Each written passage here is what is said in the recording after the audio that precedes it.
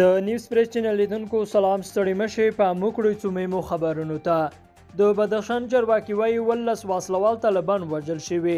د بدخشان یوه امنیتي چرواکي په دې ولایت کې د 18 وسلوالو طالبانو د وژل کېدو خبر ورکړ. د بدخشان د امنیې قمندانۍ ویان ثناءالله روحاني رسنیو ته وویل چې دا طالبان پرون د بهارک فیض آباد ترمنځ لاره کې د عملیاتو پر مهال وژل شول. هغه زیاته کړه د بهارک فیض آباد ترمنځ لاره کې د داناب سپینګل په نوم سیمه کې چې د څو ورځو راهیسې طالبانو پکې جدي ګواښونه رامنځته کړي وو عملیات پیل شوي دي. په دې عملیاتو کې د دولت 18 تنه وسلوال مخالفین وژل شوي او 14 تنه یې اسیران شوي دي او ټپیان هم ډیر دي.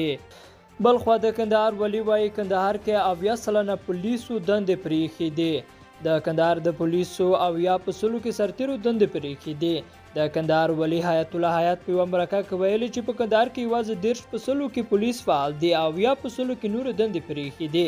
دغه وضعیت ته په کتو ولسمشر غني هم څه موده مخکې کندهار ولایت ته ولاړ. اوس مالار غنداب ژړی پنجوی میوند او ډنډ ولسوالیو کې سخته جګړې روانې دي. په تیرو 2 میاشتو کې سرتیرو په دغو ولسوالیو کې 300 پستې چې ډیری د پولیسو وي وسلوالو طالبانو ته پرېښې دي.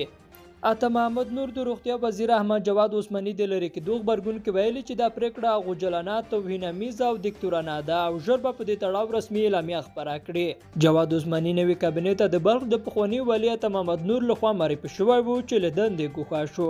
بل خوا د روغتیا د وزیر جواد عثماني د ګوښه کېدو له اعلان سره جوخت ماښام ولسمشر غني روغتیا وزارت ته تللی او هلته یې له نورو مسؤلینو سره په یوه ناسته کې ګډون کړی. ولسمشر ویلي چې وزارت کې به ژور بدلونونه راولي او ګواښ یې کړی چې زما له خپل لاسلیک پرته د مقررو هیڅ لیست هم د اعتبار وړ نه دی. او وروستی اعلان خبره ده چې روان ژمي کې افغان ماشومان د ناروغۍ او مړینې خطر سره مخ دي.